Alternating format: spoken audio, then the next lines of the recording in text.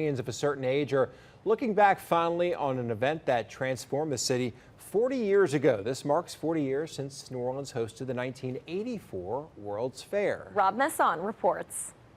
The alligators were 100 feet long, to put things in perspective, right? If there's any question about the World's Fair's impact on New Orleans, this is what the intersection of Julia and Convention Center Boulevard once looked like.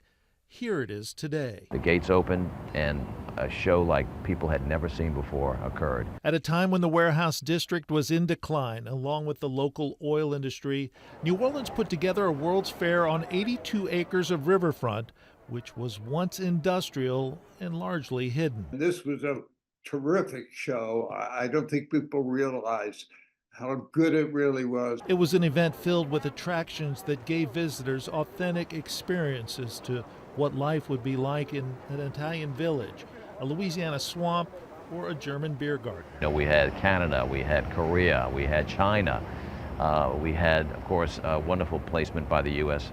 government with the U.S. Pavilion. The event also transformed the business model of Mardi Gras visionary Blaine Kern, who switched from papier-mâché floats to more permanent fiberglass sculptures, which the company now produces for venues across the world. From that, we moved into doing things in Las Vegas along the Strip, Luxor, the giant sphinxes. Blaine Kern Sr. also partnered with the French government to bring in a massive gondola which transported people over the Mississippi River from New Orleans to his native Algiers. He saw in 1983 that gondola, 75 horsepower, could move 3,000 people across the river, non-polluting. The gondola towered over the Mississippi River here for years after the World's Fair, but was eventually taken away in spite of efforts by Mardi Gras visionary Blaine Kern to try and save it. It's a shame that it couldn't stay.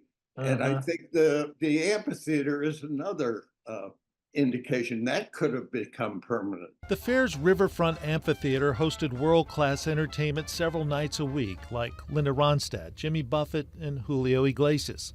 But in the end, the fair only attracted about half the people who were expected. We fell short by about 4 million or so season ticket holders. And that equated to, close to $100 million in lost revenue. Organizers blame a number of factors, including a lack of federal support, as well as competition from other World's Fairs and the development of Disney World. But they say in the end, it was all worth it in terms of the enjoyment of thousands who came and the transformation of a big part of the city. Phoenix, the green, blue, and white phoenix rose out of the Expo financial ashes and spread doubloons all over the city. That was Rob Masson reporting. Fair director Peter Spurney had been involved in previous World's Fairs and says the public-private partnership put in place could be used as models to solve other urban problems. Spurney still works as a consultant for festivals around the world. He now lives in Delaware and came to town last week to celebrate the New Orleans World's Fair's 40th anniversary.